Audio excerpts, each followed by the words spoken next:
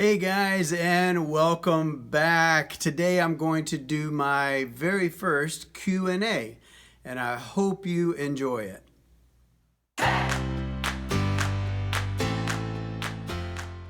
I was talking to Sutton, my middle daughter, the other day, just about some upcoming shows and what I was wanting to talk about, some different things, different topics. And she asked me, had I ever done a Q&A? Had I ever asked subscribers to submit questions that I could answer? And I said, no, honestly, I don't think anybody would care. People just randomly will send me questions on a comment on a video about that particular video, but I really didn't think that there would be any interest whatsoever in doing that. But I thought, you know what the heck, I'll just ask anyway. You guys responded in spades. So many cool questions came in. And then I was thinking, okay, the questions come in. I'm going to be getting the little simple questions. What's your favorite color? What's your favorite restaurant? Stuff like that. No, you guys went deep. You went straight in deep. So I'm going to be challenged somewhat going through this list. And of course, I can't answer everybody's questions, and I apologize for that. But I did pick some great ones. Didn't put a whole lot of thought into it because I wanted to give you a real live conversational response from the heart rather than some kind of rehearsed thing. I didn't want to do that. So I just glanced at several of them, jotted them down, and we're going to tackle that right now. So I hope you appreciate it. Thank you so much for tuning in. Thank you so much for subscribing. Thank you for the questions that came in. Remember, this is only advice. This is my opinions. I don't know anything about anything. I'm just a guy. I'm just somebody else on YouTube. So don't put a lot of weight into my advice as if I'm the authority. I love giving advice because I think I got pretty good advice, but it would give you, just look at my advice as another way to look at your situation, another voice inputting ideas for your situation. Whatever's happening, whatever topic I'm talking about, my advice is really just another way for you to look at things. And if it's good, and if it makes sense, and if it lands with you, awesome. I'm glad that I was able to be of help and offer some inspiration and clear direction for whatever it is that you're working on. So I did want to throw that disclaimer out there. I'm going to answer these questions to the best of my ability, but certainly don't mark it in your book as, oh, well, this guy said that this is what I should do, so I'm going to do that. If it works out, that's great. If not, it's just an opinion. Okay? All right, let's dive in. First couple of questions come from Jason Bull. Jason, thank you so much for submitting these two questions. He had two questions. One, let's just go deep right off the bat, right? How to hear from God. How do you hear from God? Well, if there was a magic answer to that, everybody would be like, oh, well, it's step 1, 2, 3, and this is what you do. And you listen to God, and there he is, the creator of the universe, the creator of everything, is now speaking to me. Out of 7 billion people on the planet, he's talking directly to me. So first off, there's not really a magic formula to be able to do that. God is God. He's way bigger than us. We can't put him in our pocket. We can't figure him out. We can't figure out what his ways are. He is way, way, way higher and mightier than we are. So let's just say that. But here's what I have found to be true for me when I want to hear from God. And sometimes he's silent, and he's silent intentionally to make you work through things, to make you go through different situations. And he's always working in ways and means higher than we could ever imagine. So there's several things he might be putting in place to help you with whatever situation. And his way of answering isn't always an auditable voice that you can hear, an auditable, right? It's not always a voice that you can hear like, I am the Lord and here's my word. It's not always like that. Sometimes it's just thoughts that you have, spontaneous thoughts that come into your mind and you think them. You can feel that sense that that's from God, or different situations, different meetings with people. Sometimes he speaks through his word. Sometimes he speaks through nature. Sometimes he speaks through his verses in the Bible. So many ways. But Jason, right? Jason, here's the key. You have to be silent and you have to be patient to hear from God. It's not an immediate response. And as long as you keep babbling and talking through your prayer and asking, He's like, okay, as soon as you take a breath, I'm going to answer you. Sometimes you just need to wait and be in God's presence and be quiet. So you present your request, your ask, your situation to God, and then you be silent, you rest, you be still. Let God do his work, but pray that he give you a clear message of what to do in a situation, that you want to hear his voice, but then also that you can be patient and you're willing to wait it out, that his good and perfect will be known in your life, right? So that's key. You have to be quiet. You have to be still. You have to lean into God and let him know, hey, I understand you hold the cards. This is your game, not mine. So I hope that helps. That's just some little things that I do. Part of that is certainly being quiet. You got to be quiet and be still. All right, part two. Your next question is, how do I find a mentor? There's several different ways, and it depends on what you want a mentor for. If you're in sports, you find a sports mentor. If you're talking about Christianity, you find a Christian mentor. If you're just talking about life stuff or business stuff, there's so many categories. Maybe dating or being a dad or being a husband. There's several mentors that can come into your life. So number one, really define what you want a mentor for, and then start looking for that person in that particular category. Ask around. If it's a Christian, you go to church, right? You find out from the leaders at your church or leaders online or leaders in big, nationwide churches that are there. If it's leadership or business or just life, people like John Maxwell is certainly a go-to. John Maxwell writes several books on a good blend of life, Christianity, and business. He's probably the guru of the trifecta: life, business, and your personal development. He's so good with leadership. But there's several different mentors. It could be a neighbor, it could be a friend, it could be an uncle, it could be somebody online that you find. It can be a mentor. But the personal relationship is key. You could do so much online and so much through books. You're probably never going to sit down and talk to John Maxwell. So I would look for other people who you want to be like. So if it's sports or Christianity or husband, your married life or whatever, look for somebody who exemplifies what you want to be. And you approach them and say, hey, I want to learn because I've watched you. I've seen you develop a pattern in your life, and I love what you're doing. I love your walk. I want that. Can you meet with me once a month, once every 2 weeks for breakfast or something like that? Just make it convenient. But it's an honor to be asked to be a mentor. So know your category, find the right person, find someone who you can sit down with and talk to, but you have several life mentors through your life, not just one. Next questions from EV, just the letters EV. I don't know what that is or who that is, if it's boy or girl. But EV asks 4 different questions, and I'll try to breeze through these. What is my favorite thing about being a dad? There's a lot of favorite things. Being a dad is amazing and awesome and super cool. And I'm so glad and blessed that I had 3 daughters, because I just couldn't imagine having a son. I don't know what that would be like. Now I've got grandsons, and I'm looking forward to seeing what that's going to be like from a granddad role. But being a dad of 3 daughters is more than awesome if you're in their life and you're spending time with them. So really the favorite thing for me was the journey. It's the whole process. And then getting that back. So you pour into them to reap the benefits back. You see them do things. You see them do life right, make good choices. That's more reward than I could ever ask for.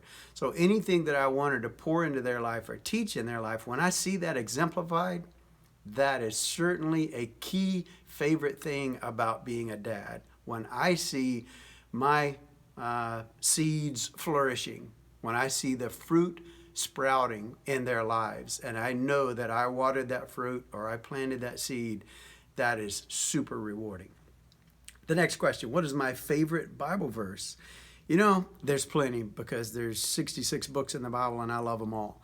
I'm very partial to what Paul wrote to all the different churches. When he did Romans, Ephesians, Colossians, Galatians, all the churches that he wrote, the letters that he wrote to. When Paul wrote those letters, he was really inclusive of non-Jewish people. Everything in the Bible up to that point was all about the Jewish people. That's God's chosen people, the Jewish people. That's what the Bible was for that. The Ten Commandments were for that. The law was for the Jewish people.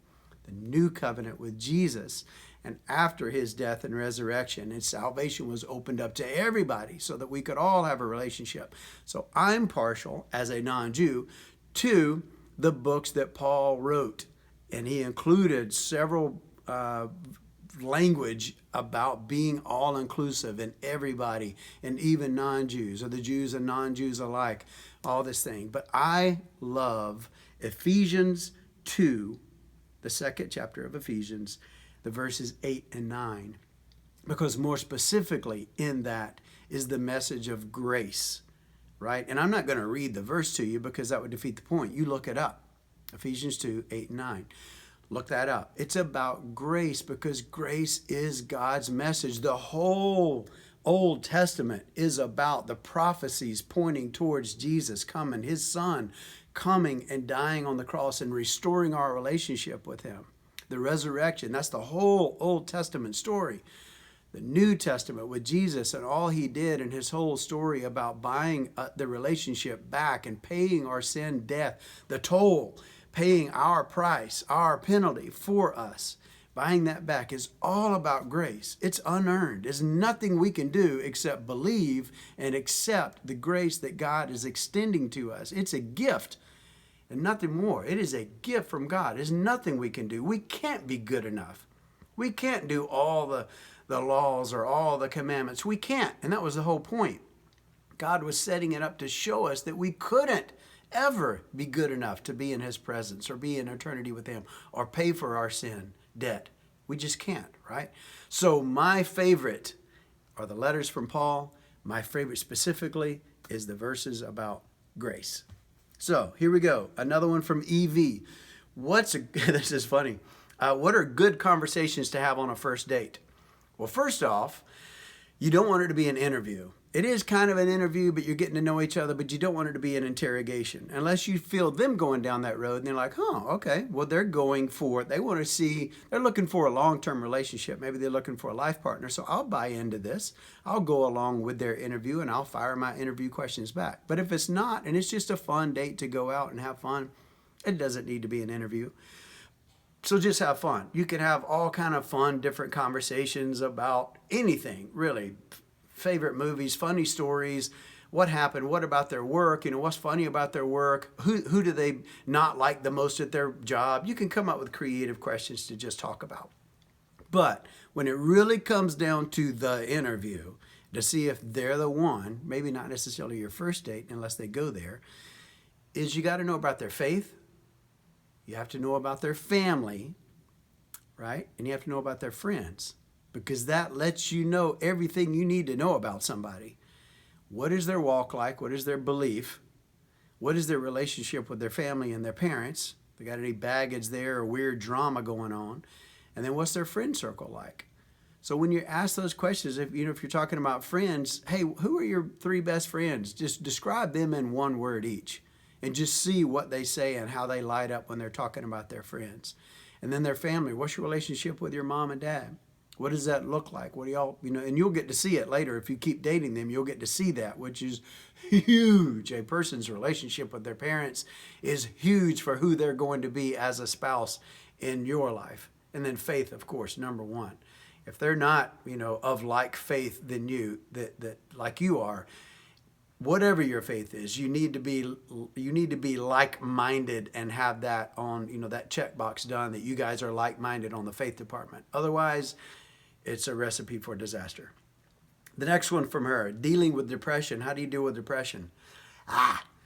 That's a tough one, because I actually had one of my best friends in life who best friends. This is way back from 7th grade all the way up till now, best friends through life. And he never married, but he's a super creative guy, very art oriented, very just creative. It just oozed out of his pores. So funny, could do all kind of voices, very comedic, that kind of guy. But he took care of his parents. His parents were, getting older, and he just wound up in a spot where that was his purpose, was just taking care of his parents. Well, his parents passed away. Then he felt like he didn't have a purpose. So he's my age. He's like a year or two older than I am. But we kept in touch. Of course, I'm walking him through all that, and he's very depressed, and I'm trying to be his friend and help him. But I got a lot going on. I'm, married, 3 kids. The 3 kids are married, and now they've got kids, and I've got my job. So life just happens, and we're not in the same town. So it was tough being that good friend for him. But unfortunately, and very dark, 2 years ago, he took his life. And I knew he was depressed, but I had no idea he was that depressed. He took his life. He committed suicide, and it was very devastating for me to look back and question what could I have done as a friend to help that. And I don't know of more that I could have done. I really don't know how to handle that situation. I'm not a depressed person. I've never had it in my life other than that. So I really don't know. But I will say, EV, if you're dealing with depression, if that's something in your life, you need to get some outside help immediately to find out and what level you're at. Because if it's dark and it's that dark, you need to get help immediately. Hang up the phone, get on with figuring this thing out. Stop whatever you're doing and figure it out. Surround yourself with friends and figure out how dark is too dark. But if it's just a light depressed, that's normal. Everybody goes through dark stages where they're like, oh, woe is me. I'm the victim. Nothing's ever going to happen. My job is woe. I don't have the relationship that I want. Whatever it is, you've got different things in your life that can make you have ups and downs. So you need to check that and find out how deep is your depression and get the right help immediately, because there's nothing to fool around with. Okay, the next question comes from Karen Ferguson. She is a single mom, and she's like, hey, do you have any advice for teen boys? Number one, Karen, God bless you that you are a single mom with 2 teen boys. Yikes. My mom was there. I was raised by a single mom. I've got a brother and a sister, but she had 2 boys and a girl, all teens, single mom, rough.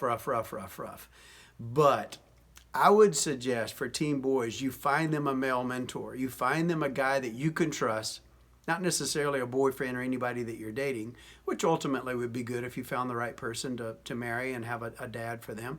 But if not, you need to find a male mentor for them, whether it be a coach, a teacher, professor, whoever it is, somebody at church, somebody, a youth leader, a neighbor. You need to find somebody that you trust completely to step in and be that male role model. It is crucial in a teen boy's life to have a positive male, older man figure to model after, to correct them, to keep them between the lines. So important. But look for my video that I did on advice for teen boys. Just scroll through. I'll put it in a link in the description below. Look for that, because that was some great advice that I gave to teen boys. Things that I wish I knew when I was a teen growing up, because I didn't have a dad. I didn't really have a strong mentor, actually. But I wish that I had had those things. So look for that video, and that'll help you. The next question is from Zalika Thompson. What do I most want to achieve before I pass away? Yike. Okay, before I die. I'm only 54. I'm 54 years old, and I ain't thinking about dying. But to answer your question, what would I want to most do before I die? Really, for me, it's about legacy. It's not anything that I do or I accomplish. It's how many lives I can touch. Starting with my wife, my kids, and their families. That's what I want to do. Outside of that, through ministry, I go to Kenya. I minister to the Maasai warriors over there. That's cool, watching their lives turn around, helping plant churches, helping the schools over there in Kenya. That's really cool. And that's a lasting legacy for me. So what I most want to achieve is just a great legacy that I pass on to other people. Nothing about me, nothing that I want to accomplish. I'm not that kind of person, but I do want to pour into other people's lives and make a mark and leave my fingerprint, a good fingerprint on them throughout their life. So just stuff that they can draw from after I'm gone. This next question is from Ruth Solomon. She's got 2 questions. How did I become an intentional father? You can probably watch through my videos and figure that out. I didn't have a dad growing up. I was raised by a single mom. So when I became married and I had kids, I had a choice. Be a sucky dad like my dad was, not present, not even there, or double down and be the dad that I wanted. So as a recipient of not having a dad, I knew exactly what dad I wanted and what things I missed out on. I made sure as a dad that I did that for my girls, that I was there, that I was, when I get home, work is done. I don't bring work home. When I'm home, I'm with my kids and I spend time with them and I read to them. And if they say, do it again, whatever it is, I'm doing it again. And the bedtime prayers and the laughter and the special trips and the special treats and the spontaneous things that you do just to make memories. I'm all about that. And I became an intentional father because my father was not. That's how. Hope that answers that question. The next question from Ruth is how to discipline kids while showing love. That's a tricky one because you can't fake it. It's easy for me because I love my kids and I wanted to discipline them because I wanted them to know right from wrong. So I didn't have to fake it. I didn't have to fake through, oh, I really don't want to discipline you, or oh, I really don't love you. Of course I love my kids, and of course I wanted to discipline them to teach them right from wrong. Now, as far as corporal, whatever you call that when you spank a kid, I don't even, is it corporal punishment? What's the word? I'm drawing a blank on what that's called. But spanking the kids, I'm for one pop. One pop, that's it. They act up, one pop does it. And I had a paddle. I had a paddle that I hung. It was like a little beach ball paddle thing that I had. Hung it in the laundry room. I never had to use it, but maybe once on each of my girls. Once, maybe. Because it was the threat of that. And they knew I would use it. If I had to pop them, and here's a very important thing. When if spanking is in your parenting, one pop is all it takes. Because one pop is for the kid and the correction, and they get it. They feel it on many levels. Any subsequent pops is for you. Because your anger with that kid or your disappointment comes out in the 2, 3, 4 pops on a kid. That's not right. That's not the kid's fault.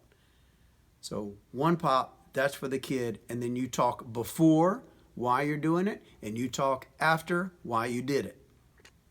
So that's how you wrap it in love. You talk before about what's going on, what happened, why they did that, why you're disappointed. You give them the pop, and then you hug them, you love them, and say, I'm so sorry. You have no idea how much this hurts my heart, but I want you to know right from wrong because I love you so much. So you sandwich that. Talk before, one pop, talk afterwards. But that should be all it takes.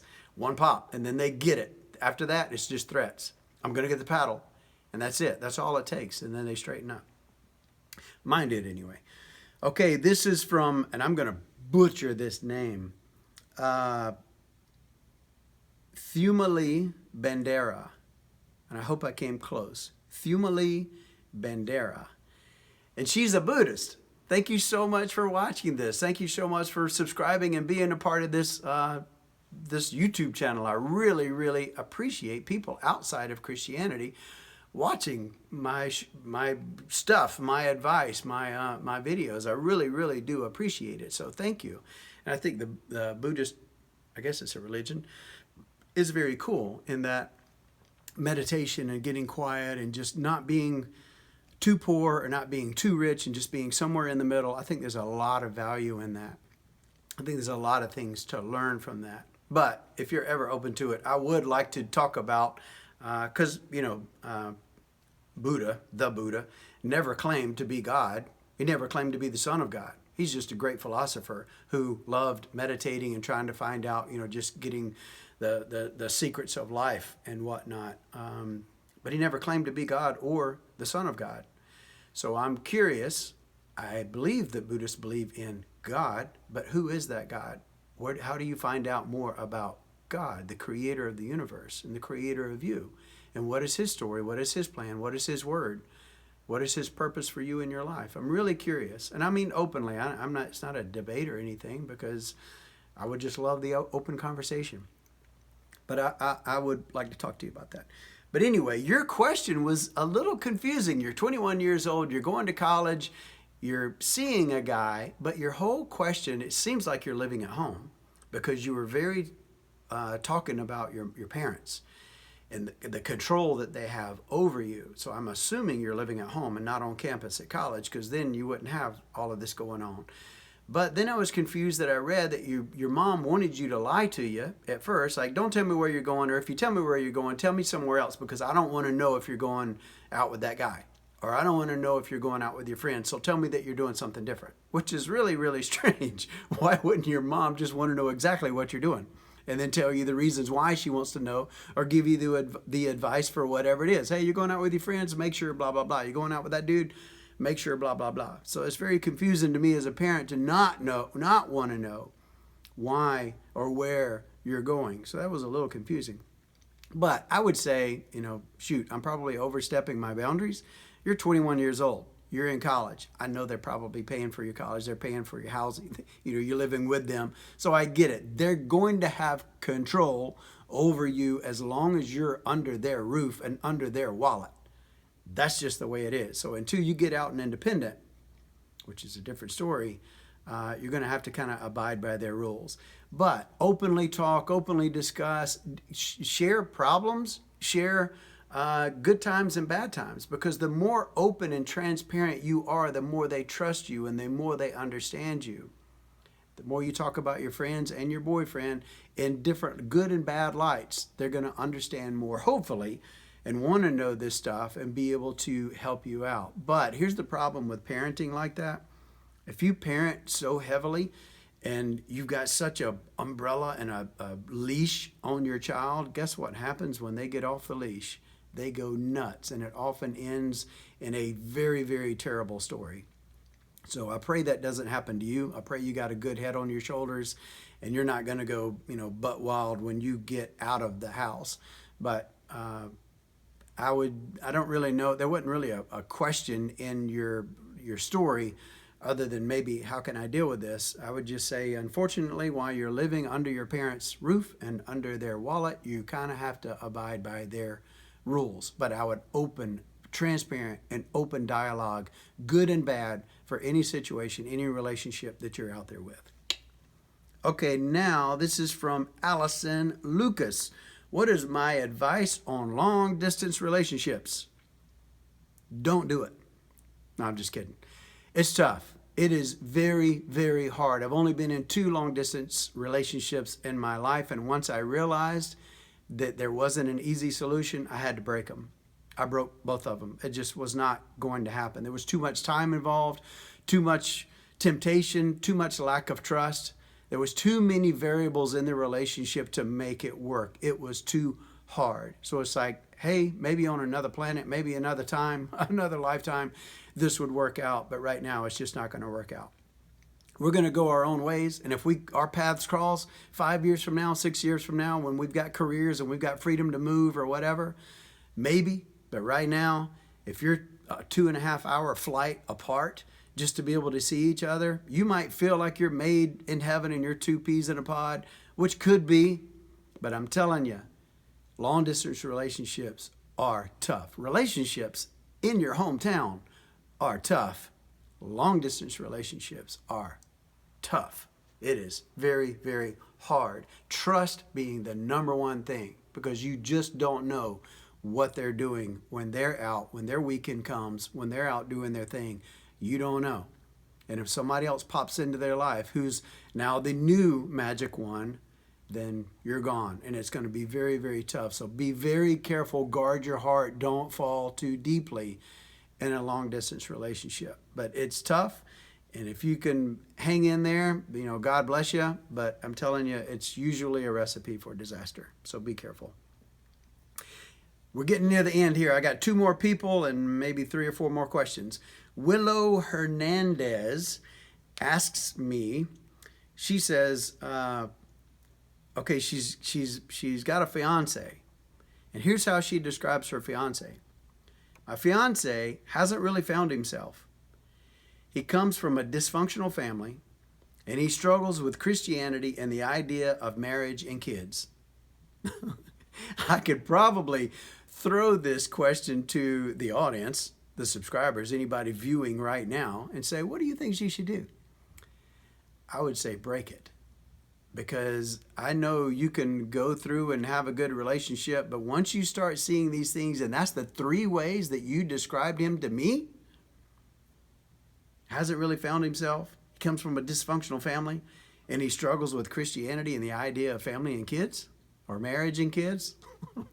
What the heck? How could he possibly be the right one if those are all the struggles? Here's the problem. You get into codependent relationships because you might have it all together. You might be the hero. You might be the nursemaid, right? You love caring for other people. He's a victim. He's got stuff going on. He's got baggage. He needs love. He needs help. Guess who comes to the rescue? You do. You're made for each other. That's the problem with a codependent relationship. Both of you are sick. Now, I'm only reading into what you told me. I don't know you. I'm just, from the limited knowledge that I know about this situation, it seems codependent.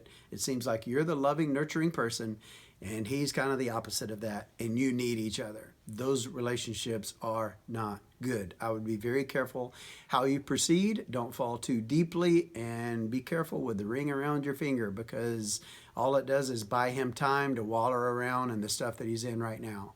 All he did was buy another couple of years of relationship with a ring. So be very careful with that and start having some really tough conversations to see where he is. All right. The last 2 questions come from Valencia. And I'm not even going to try your last name. Valencia wants to know 2 things, and then we'll end. Thank you so much for your patience. What do I think about in-depth Bible studies? I love them if they're in the right context. So I love taking a chapter at a time. I love having a group setting of people that I trust who are very smart on the subject, are very inquisitive. They can bring things to the table. I love challenges. I love back study, to look at other books written about that chapter or that verse, to look at other authors and what they've said. So in-depth Bible study is great if you do it in the right atmosphere. But it's over time, it's with the same group of people, and they bring things to the table. They bring outside sources to the table. So if they can bring other authors or other ideas or other videos or other audio books that were written about that verse or about that chapter, even back studies on when it was written, who wrote that, why did they write that, what was the context in that world, in that culture, when it was written. Those are really, really cool things for me, and I love that. So if you can get in that kind of group, more power to you. That's really a super group to be in, and it will increase your Christian walk.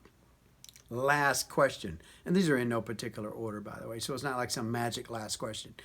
The last question from Valencia: how do I stay focused on God and not always looking at a guy as if he's the one?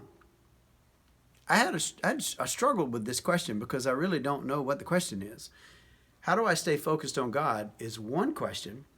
And then how do I not always look at a guy as if he's the one is another question. So I'm going to answer it separately. How do I stay focused on God?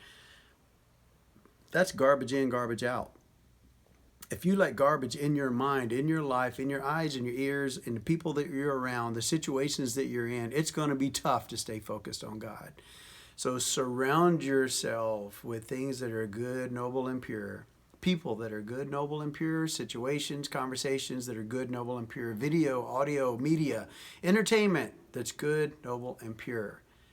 That will help you stay focused on God. Have an intentional quiet time in the morning and an intentional quiet time at night. And if you're with somebody, get a prayer partner. So if you're married or whatever and you wake up, have prayer time with your spouse in the morning and in the evening. Have dedicated time, focused time, carve out time. You got 24 hours in a day. You can certainly carve out 15 minutes for God, the creator of the universe, right? He created it. He's who allows the other 23 hours to happen. So you can certainly carve out that time, and God loves it when we set aside dedicated time for Him. Not just because we're in the shower and we pray, we're in our car and we pray, because He's second. The shower's first, the car's first, the drive is first. Set aside intentional quiet time for Him. And that's how you stay focused on God. The second one, how can I be with a guy and not always look at him as if he's the one? That's tough, because if you're at the marrying age, if you're 22 to 32 years old and you're thinking, oh, I'm in the marrying age, you're going to look at everybody you date as if they're the one. You have to do those interview questions that I was talking about earlier with faith, family, and friends. You need to know where they are and see them in all walks of their life. You need to start interviewing those people to find out if they are the one, because you don't want to waste any more time than they do. And if they're not the right one, then you need to move on and find the next person and be able to figure out what God has. But in the middle of all of that, of course, is prayer. God's going to deliver the right person for you when you're ready. And if He hasn't yet, you're probably not ready, or the person He has for you is not ready yet. So be praying intentionally. Pray that you're ready. Pray that your future spouse is ready, and that God's doing that and preparing both of you for the magic time where He has you meet. So there you go. That is my first Q&A. I hope you liked it. I hope you enjoyed the questions that were written in. Thank you, everybody who submitted the questions. And if you submitted a question and it didn't get answered, I am so sorry. I apologize for that. I'll try to do better next time. I tried to answer as quickly as I could and as punchy as I could. Some of these things I could just go on and on about. I wish I could sit down with you individually and talk to you about it. But these are just the quick responses. Again, just my opinions. I hope I gave you some stuff to chew on. I hope you liked it. I hope I challenged you. And we'll see you next time. Be sure to subscribe. Take care.